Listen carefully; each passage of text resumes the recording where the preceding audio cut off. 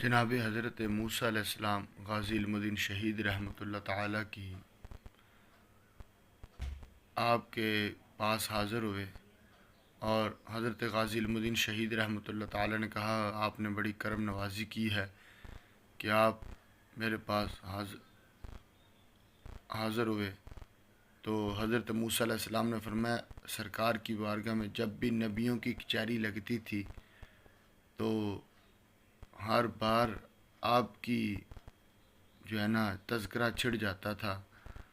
اور آپ کی محبت کی باتیں ہوتی تھی، تو میں نے کہا میں ذرا غازی علم الدین شہید کو مل کے تو آؤں، وہ غازی کون ہے جس کے تذکرے سرکار کی بارگاہ میں اور نبیوں کے کچہریوں میں ہو رہے ہیں۔ تو غازی علم الدین شہید رحمۃ اللہ تعالیٰ کی آنکھوں میں آنسو آ گئے، کہا میں کتنا خوش نصیب ہوں کہ سرکار کی عزت پہ پہرا دینے کی وجہ سے سرکار نبیوں میں اپنے غلام کا ذکر کر رہا ہے۔